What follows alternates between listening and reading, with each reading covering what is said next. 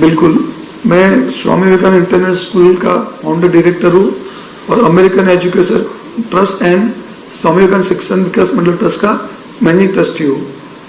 2020 में कोरोना के दौरान जब मेरी और जो मेरे नए ट्रस्टी आए थे उनकी थोड़ी बहस हो गई, तो उन्होंने जो टीचर्स को निकाल दिया था कोरोना में, तो मैंने उसको ऑब्जेक्शन लिया। उन्होंने टीचर्स का सैलरी कट किया, मैंने उसके लिए ऑब्जेक्शन लिया।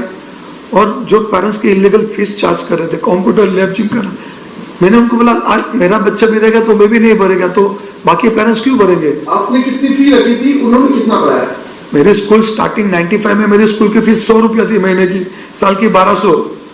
अभी आईसीएसई आने के बाद स्कूल की फीस हो गई 70-80 हजार रुपया, जो उसके लिए भी मैंने ऑब्जेक्शन उठाए और मैंने पेरेंट्स को बोला है कि आप रुकिए, मैं आपके लिए पूरी ताकत लगाऊंगा। क्योंकि मैंने जनवरी 2022 में मैंने मीटिंग लेके 20% फीस कंसेशन किया और 15%, और मैं दूसरे दिन गुजरात गया और मेरा गुजरात जाने के बाद उन्होंने बाउंसर लगा दिए, पब्लिक नोटिस दे दी कि Yogesh Patel have been expelled from this trust and he has no authority to enter the school. ये करने का मुद्दा ये था कि मैंने जो बच्चों को सपोर्ट करने के लिए, पेरेंट्स को सपोर्ट करने के लिए जो फीस कट डाउन की थी उसको रोकने के लिए उनके बहुत बड़ा प्रयास था। तो आने के बाद मैंने तुरंत पुलिस में कंप्लेंट किया 2022 जनवरी में कि ये लोग ने मेरे को इलीगली हटाया, मेरे साथ में फ्रॉड हुआ है, जबकि मैनेजिंग ट्रस्टी आदमी मैं हूँ on record of child commissioner, लेकिन इज मिसगाइडिंग द पेरेंट। मैं आने के बाद पता चला मेरा प्रोस्पेक्टस से नाम हटा दिया है, मेरी वेबसाइट से हटा दिया मेरा नाम, और लोगों को बोला गया कि ये सारी चीजें जिसने किया उसका नाम क्या है? Mister Sandeep Goenka and mister अंबु झुंझुनवाला। स्कूल में क्या उनका रोल था? ये ट्रस्टी आए थे 2012-13 में, मेरे जो दूसरे ट्रस्टी थे लेके आए थे, उन्होंने बोला स्कूल को एक्सपेंशन करना है और इंटरनेशनल बोर्ड लाना है, आईसीएसई, जो मैं फेवर में मैंने ऑब्जेक्शन भी बहुत लिए। कैसे लोग अभी वो पता हमको अभी चला 6 महीने पहले, जब हम लोग ने बैंक स्टेटमेंट निकाला, बिकॉज फाइनेंस वो देखते थे, लीगल वो देखते थे, तो कभी मैंने इतना ध्यान नहीं दिया। लेकिन जब वो निकाला बैंक स्टेटमेंट तो उससे पता चला कि मुझे वो बोलता था कि अपने पास फंड नहीं है, तो मैंने बोला मेरे पास 9 करोड़ की एफडी पड़ी है, हम तोड़ के टीचर्स का सैलरी करेंगे। और जबकि वो मैं एफडी लेके बैंक में गया, बैंक वालों ने बोला एफडी तो खत्म हो गई।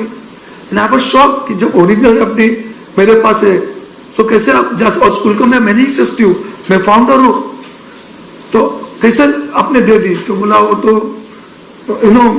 मिस्टर गोयनका और मिस्टर झुंझुनवाला ने उसको विड्रॉ कर लिया। सर कितने साल पुराना स्कूल है, कब कितने साल पुराना? 94-95 में स्कूल किया था मैंने गोराई में। बच्चे पढ़ते थे? गोराई में 5000 बच्चे पढ़ते थे, और 97-98 में कांदिनी स्कूल किया, वहाँ पे 7000 बच्चे पढ़ते थे। इनकी शिकायत कहाँ दर्ज किया आपने? इनकी शिकायत मैंने चाइल्ड कमिश्नर में 13 केसेस फाइल किए और पुलिस स्टेशन में भी मल्टीपल केसेस फाइल किए। और काफी मेहनत के बाद हम लोग टाउन में भी मिले थे हेड जॉइंट सीपी साहब को, तो उनकी इंटरवेंशन से एफआईआर फाइल हुई 48 आवर्स में। लेकिन आज एफआईआर फाइल होके 2 महीने हो गए, जबकि बड़े सेक्शन कोई गिरफ्तारी, कोई जांच का हवाला दिया अभी तक कुछ नहीं हुआ सर। तो we have full faith in judicial system, we are waiting, but justice delayed is justice denied. क्योंकि उसमें क्या हो रहा है, पेरेंट्स और बच्चे सब और टीचर्स सफर हो रहे हैं। सर आपका कहना है कि आप रोहित शर्मा को पढ़ाए थे, आपका स्टूडेंट था, सर क्या कहना? रोहित शर्मा, शार्दुल ठाकुर और हरमीत सिंह, सिद्धिस लाट जैसे 19 बच्चे पढ़ के गए। रोहित का classmate doctor Chaitanya Giri is a NASA scientist, is working with now ministry of external affairs, and they are working on the space policy. तो ऐसे 100 रुपये की फीस में बच्चे पढ़ के निकले। और आज मुझे दुख ये होता है कि पूरा स्कूल कॉमर्शियलाइज हो गया है। स्कूल में पेरेंट्स के पास एनुअल डे के नाम पे 1000 रुपया मंगवाया जाता है, कोई रिसिप्ट नहीं देते। सवाल ये खड़ा होता है 9 करोड़ की जो एफडी तोड़ी गई, वो पैसे किसी दिए गए, कैसे कहाँ पहुंचा गया? अभी हम लोग ने बैंक स्टेटमेंट देखा, मैं आपसे भी बैंक स्टेटमेंट देने वाला हूँ। तो उसमें कोरोना में वही तो प्रॉब्लम था कि जब टीचर्स की सैलरी काट गई तो मुझे बहुत दुख हुआ। यही टीचर जो दिन रात मेहनत करके काम करते हैं, देश का भविष्य एक टीचर बनाते हैं, ना योगेश पटेल बनाता है, ना संदीप गोयनका बनाता है। सो वो टीचर्स रोए क्योंकि उनका पूरा फाइनेंशियल बिगड़ गया था। तो तभी पता चला बैंक स्टेटमेंट से कि इन्होंने 3-3 करोड़ के डोनेशन किए, इन्होंने 1-1 करोड़ के डोनेशन किए, उनको 75 लाख का डोनेशन किया है।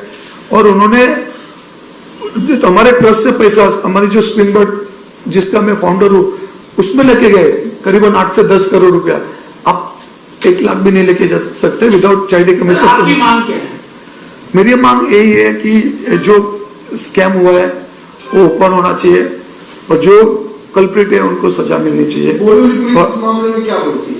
बोरीवली में हम लोग मिले थे सीनियर साहब को, तो उन्होंने बोला था कि इन्वेस्टिगेशन चालू है। हम भी समझते थे बीच में इलेक्शन था तो काफी प्रेशर था, लेकिन आज उसको एफआईआर के 2 महीना हो गए और ना अभी तक उन्होंने एंटीसिपेटरी बिल भी अप्लाई नहीं किया।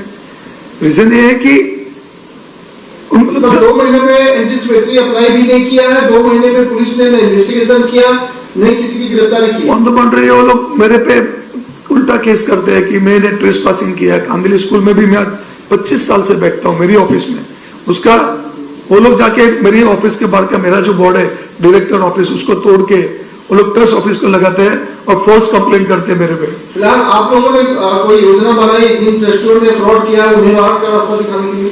अभी मेरे लॉयर्स तो बोलते हैं कि अभी जल्दी रिजल्ट आएगा उसका, क्योंकि जज ने भी देखा कि उन्होंने 15 से 17 करोड़ रुपया 21 साल में गफला किया है। सारे पैसे उनके फैमिली के अकाउंट में जाते हुए दिखाई देते हैं। तो हाँ, तो उन्होंने क्या किया है, ट्रस्ट का पैसा स्प्रिंग बर्ड में गया।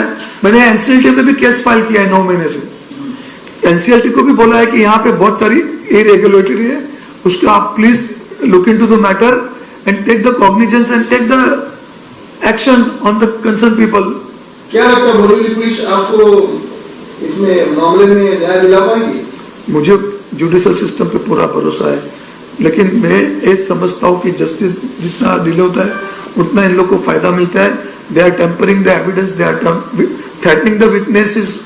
वो विटनेस स्कूल में जाते हैं, स्कूल में जाके बैठते हैं और जिनके पर एफआईआर है वो अंदर है और जिसने कंप्लेंट किया वो बाहर है। तो क्या आपको स्कूल में आने देते हैं कि नहीं? मैं जाता हूँ तो बाउंसर बोलता है कि साहब हमको आपसे कुछ प्रॉब्लम नहीं है, लेकिन हमको इंस्ट्रक्शन दिया है मिस्टर गोयनका और मिस्टर झुंझुनवाला ने कि आपको स्कूल के अंदर लेना नहीं, क्योंकि आपको निकाल दिए गए। उनके पास निकालने का कोई राइट नहीं है, because I am still managing trustee. और बट मैंने उनका जब ये सब ओपन किया स्कैम, तो मेरी जान के पीछे पड़े। मैंने तो पुलिस को भी बोला है कि आज मेरी लाइफ को भी खतरा है।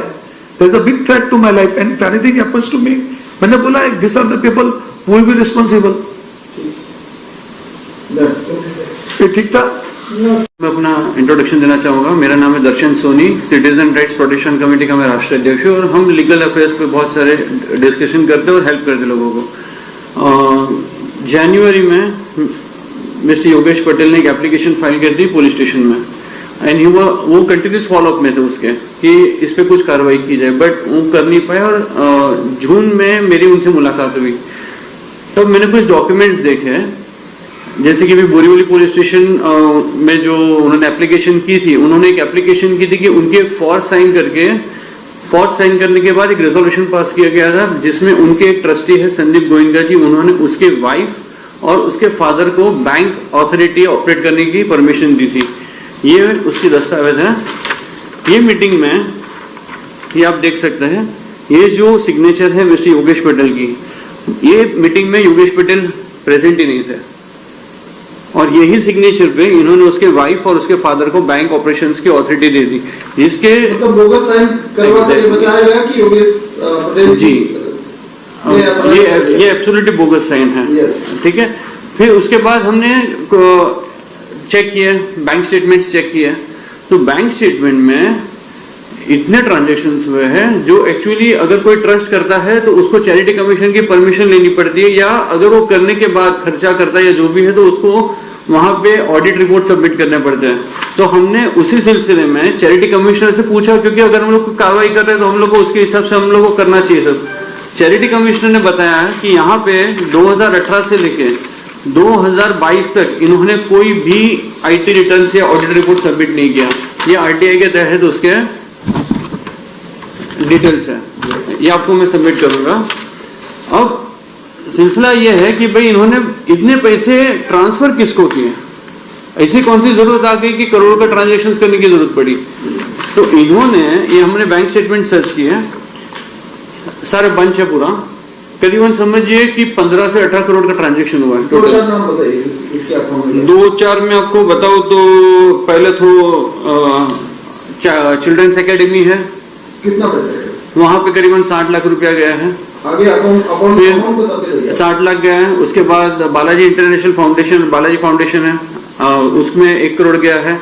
अथर्व फाउंडेशन है जिसमें 10 लाख गए हैं। ऐसे सारे बैंक स्टेटमेंट्स हैं, हम कुछ बोल नहीं, ऐसे ही बोल नहीं रहे। क्या ग्राउंड बना के दिया गया, क्यों दिया गया उनको? उसकी कोई डिटेल ही नहीं दी थी, मतलब उनको पूछा गया तो बोलते वो आपको देने की जरूरत नहीं है बिकॉज वो अब ट्रस्टी हो नहीं यहाँ पे। जबकि आज भी चैरिटी कमीशन में हमने पूछा था, ये यहाँ के पुलिस ऑफिसर ने पूछा था what is status of mister Yogesh Patel in this school.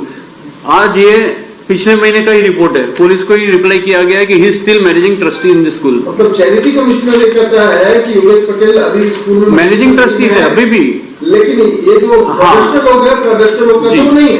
Right, अभी यही केस को लेके योगेश पटेल जी ने कंटिन्यूस फॉलो किए। फिर हम भी ऊपर तक गए, वहां से ऑर्डर लेके आए, यहाँ पे एफआईआर हुई। जनवरी की एप्लीकेशन की, एफआईआर हुई सितंबर में, जब इंटरवेन हुआ अथॉरिटीज, हायर अथॉरिटीज कमिश्नर के करने के बाद एफआईआर जी। और सेक्शन सारे 467, 468, 120B, 500 ये सारे नॉन बेलेबल सेक्शंस हैं जिसमें बेल मिलना बहुत मुश्किल है बिकॉज उसमें रिकवरी 18 करोड़ की फॉर सिग्नेचर मार के ट्रांजेक्शन करना जी। तो पुलिस को हमने 2-3 बार विषय में पूछा, जहाँ निनाद सावंत जी हमारे सीनियर है और मस्क के आईओ है इसके, तो उनको पूछा भी इसमें क्या कार्रवाई की जा रही है। और आपने उनके पास से बैंक स्टेटमेंट, बैंक चेकबुक या कुछ आपने यहाँ पे सीज किया कि नहीं किया? बोलते नहीं कार्रवाई हो रही है। फिर हम पेडअप हो गए, 2 महीना, 2.25 महीने हो गए। फिर मैं पर्सनली वापस 2-3 बार गया, तब जाके मुझे पता चला, ताजुब की बात है कि वो बोल रहे कि हमारे पर पॉलिटिकल प्रेशर है इसलिए हम इस पर कुछ कार्रवाई नहीं कर पा रहे। तो ये इतना कौन सा पॉलिटिकल प्रेशर है जबकि आपने एफआईआर ले लिए, नॉन बेलेबल सेक्शंस लगे हैं, आपको बेल नहीं मिल सकती पता है। और हाइट ये है कि मिस्टर गोविंद का कोई इतना कॉन्फिडेंस है बोरीवली पुलिस स्टेशन पे कि वो एंटीसिपेटरी बेल के लिए तक नहीं गए 2 महीने में, कि उनको कोई टच नहीं करेगा, उनको पता है। तो अभी इसमें क्या साठ गांठ है, कौन पॉलिटिकल पर्सन इन्वॉल्व है, कौन कौन इन्वॉल्व है, वो हमें पता ही नहीं है। तो उसी के सिलसिले में हम आपसे दरख्वास्त करते हैं कि ये चीज जो है ये ऊपर तक पहुंचाइए कि यहाँ पे क्या हो रहा है और उस पर कार्रवाई की जाए तुरंत। Police station file on 21st September 2022. This is another copy, pair of 28th October, filed on bouncer who stopped me at the school. ये उन्होंने जो लेटर लिखा था चैरिटी कमिश्नर में कि आज भी till today Yogesh Patel is still managing trustee in Swami Fund 6 and Capital Trust. और ये जो लोग ने रेजोल्यूशन पास किया था और मीटिंग बुलाई थी, जो मीटिंग मैंने अटेंड ही नहीं की है और उसमें मेरे जो सिग्नेचर मारी थी फेक, और उनके बेसिस पे उन्होंने अथॉरिटी दी थी उनके फैमिली मेंबर्स को, तो एक सिग्नेचर के ऊपर एफआईआर लॉन्च